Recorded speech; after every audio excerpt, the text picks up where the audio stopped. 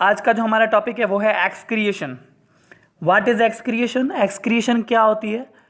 सो excretion कहते हैं the removal of metabolic waste, excess substances such as salt, water, toxic substances like drugs from the body is called excretion। Body में से जहरीले मादों का बाहर निकलना कहलाता है एक्सक्रिएशन। टॉक्सिक सब्सटेंसेस का बॉडी में से बाहर निकालना, एक्सेस साल्ट का बॉडी में से बाहर निकलना, एक्सेस वाटर का बॉडी में से बाहर निकलना कहलाता है एक्सक्रिएशन।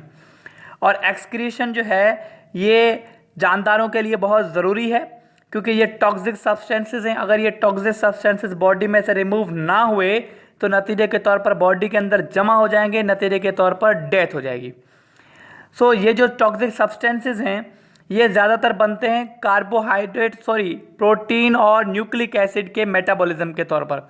यानी जब प्रोटीन और कार्ब जो है वो न्यूक्लिक एसिड टूटेंगे, बनेंगे, उस वक्त जो है वो हमारा ये जो है वो वेस्ट मटेरियल या टॉक्सिक सब्सटेंसेस जिसे आप नाइट्रोजीनियस वेस्ट कहते हो वो रिलीज़ होते हैं।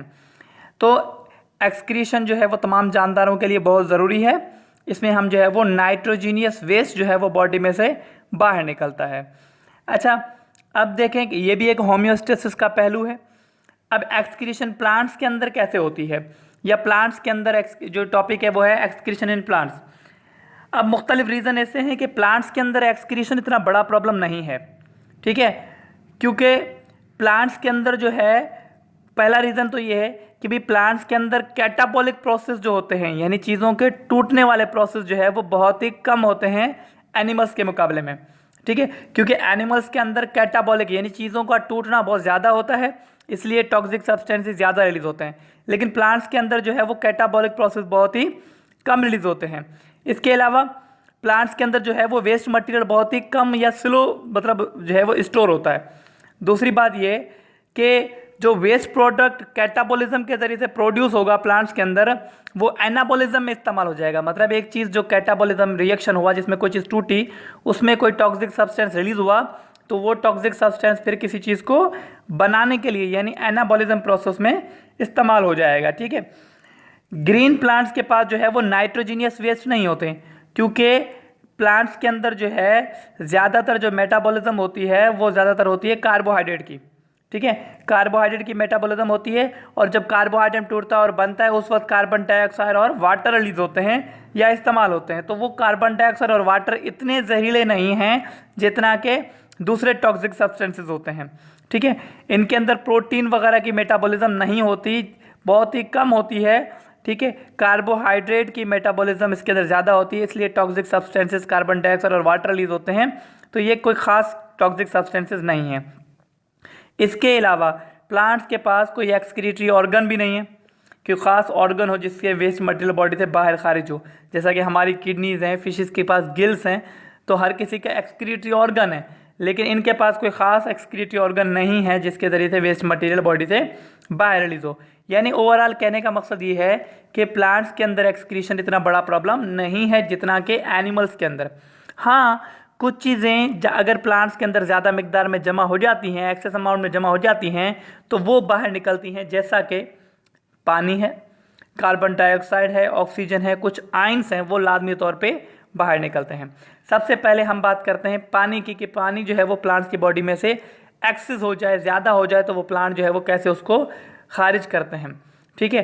तो प्लांट्स के अंदर जो है वो ज़्यादातर जो एक्सक्रीशन होती है वाटर की वो होती है स्टोमेटा के थ्रू और एक प्रोसेस के ज़रिए से जिसे आप कहते हो ट्रांसपायरेशन। ट्रांसपायरेशन क्या है? The evaporation of water from the stomata in the form of water vapours is called transpiration. Transpiration एक ऐसा प्रोसेस है जिसमें पानी वाटर वेपर्स की शक्ल में स्टोमेटा के ज़रिए से, स्टोमेटा क्या होते हैं? छोटे सुराख होते हैं पत्तों पर, उनके ज़रिए से बॉडी में से खारिज हो। इस प्रोसेस को हम कहते हैं, क्या कहते हैं? ट्रांसपायरेशन, ठीक है। अच्छा, ट्रांसपायरेशन ज़्यादा से ज़्यादा जो पानी लॉस होता है पौधे में से वो ट्रांसपायरेशन के प्रोसेस के ज़रिए से होता है। और कौन सी ओपनिंग के ज़रिए से? स्टोमेटा के ज़रिए से। और स्टोमेटा ज़्यादातर कहाँ पर होते हैं? लीव्स पर। अच्छा, एक और भी जो है वो तरीका है पानी को रिमूव कराने का, वो है हमारे पास गट्टेशन, ठीक है। गट्टेशन क्या है? The loss of water in the liquid form. पानी जब वेपर्स की फॉर्म में नहीं बल्कि लिक्विड फॉर्म में बॉडी में से रिमूव हो, ठीक है, तो उस प्रोसेस को हम कहते हैं गटेशन। अब ये जो पानी रिमूव होगा ये कहाँ से रिमूव होगा, एक ख़ास किस्म की ओपनिंग्स होती हैं, ख़ास किस्म के सुराख होते हैं। कहाँ पर? लीफ के मार्जिन पर, लीफ के किनारे पर या टिप्स पर, जिन्हें आप कहते हो hydathodes. Hydathodes are the openings that is present on the tip of the leave और on the margin of the leave, यानी किनारे पर, लीफ के किनारे पर या लीफ के टिप पर एक ख़ास किस्म की ओपनिंग्स होती हैं जिनका नाम है हाइडोथोड्स। उन हाइडोथोड्स की मदद से भी पानी निकलता है, लेकिन ड्रॉप्स की फॉर्म में निकलता है। उस कंडीशन को, इस प्रोसेस को हम कहते हैं गटेशन। अच्छा, ये ख़ास तौर पर गटेशन का प्रोसेस कहाँ पर होता है? ये ज़्यादातर हमारे पास होता है रेन फॉरेस्ट में, जहाँ पर जंगलात वगैरह ज़्यादा हों और बरसात वहाँ पर ज़्यादा हो। क्यों? क्योंकि वहाँ पर होता क्या है कि पानी ज़्यादा होता है, बरसात ज़्यादा हो रही है तो ये पौधे ज़्यादा पानी एब्जॉर्ब कर लेते हैं। लेकिन क्योंकि ट्रांसपायरेशन का प्रोसेस नहीं हो रहा, क्योंकि हीट नहीं होती, टेम्परेचर कम होता है, जैसा कि ठंडे इलाकों में मरी या इस तरह के जो इलाके हैं वहाँ पर क्या होता है, बरसातें ज़्यादा होती हैं, पानी जो है वो पौधे को ज़्यादा मिल रहा है, लेकिन पानी एवापोरेट नहीं हो पा रहा, ट्रांसपायरेशन नहीं हो पा रही, क्योंकि ट्रांसपायरेशन के लिए हीट चाहिए, ट्रांसपायरेशन के लिए सन चाहिए, तो वो नहीं है, या वहाँ पर बादल वगैरह ज़्यादा होते हैं, इसलिए अब यानी ट्रांसपायरेशन नहीं हो रही। अब पौधे को पानी रिमूव करना है तो किस तरीके से करेगा? गटेशन के प्रोसेस के ज़रिए से करेगा, क्योंकि ट्रांसपायरेशन तब होती है जब जो है वो एक जगह पर मतलब वाटर की कंसंट्रेशन ज़्यादा हो और दूसरी साइड पर कम हो, लेकिन वहाँ पर ह्यूमिडिटी भी ज़्यादा है, ठीक है, यानी वहाँ पर नमी भी ज़्यादा है, माहौल में नमी ज़्यादा है। नतीजे के तौर पर अंदर से पानी बाहर की तरफ डिफ्यूज़ नहीं होगा, पौधे से पानी निकलकर बाहर डिफ्यूज़ नहीं होगा, क्योंकि बाहर नमी ज़्यादा है लेकिन पौधे के अंदर पानी ज़्यादा है, यानी दोनों साइड पर वाटर वेपर्स ज़्यादा हैं, इसलिए डिफ्यूजन का प्रोसेस नहीं होगा या स्लो होगा। इसलिए वो पौधे क्या करते हैं? गटेशन करते हैं, ठीक है। अच्छा, ये तो पानी के हवाले से था कि भी पानी दो तरीकों से पौधे जो है वो रिलीज कर रहे हैं, एक तो ट्रांसपायरेशन और दूसरा गटेशन। ट्रांसपायरेशन होगी स्टोमेटा के जरिए से और गटेशन होगी किसके जरिए से? हाइडोथोड्स के जरिए से।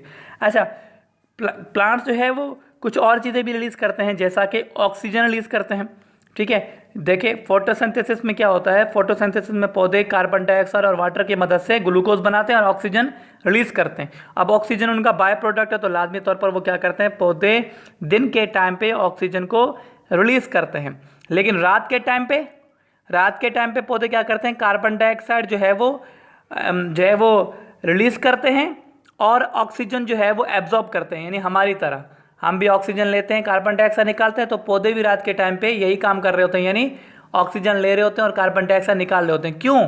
इसका रीज़न ये है क्योंकि रात के टाइम पे रेस्पायरेशन का प्रोसेस चल रहा होता है, फोटोसिंथेसिस का प्रोसेस नहीं होता। फोटोसिंथेसिस के नतीजे में ऑक्सीजन रिलीज होगी और कार्बन डाइऑक्साइड रिलीज होगी, किस प्रोसेस के ज़रिए से? रेस्पायरेशन के ज़रिए से।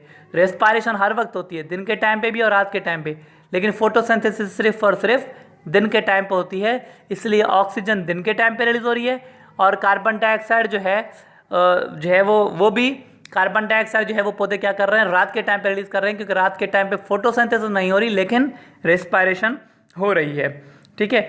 इसके अलावा कुछ जो है वो आयंस होते हैं जो प्लांट्स के अंदर ज़्यादा मिकदार में जमा हो जाते हैं, तो वो पौधा भी उसको जो है वो रिलीज़ करता है, रिमूव करता है, एक्सक्रिएट करता है।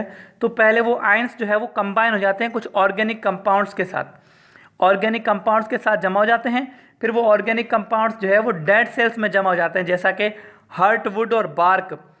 छाल जो होती है ना, तने के बाहर से जो सख्त कवरिंग होती है पौधे की तने के ऊपर, जिसे आप कहते हो बार्क, उसके ऊपर होते हैं, उसके अंदर होते हैं डेड सेल्स। तो वहाँ पर ये आयंस जमा हो जाते हैं, या आयंस ऐसे सेलों में जमा हो जाते हैं जो सेल डेथ के करीब होते हैं, यानी जो आगे चलकर इनकी डेथ हो जाएगी वहाँ पर आयंस डिपॉजिट हो जाएंगे।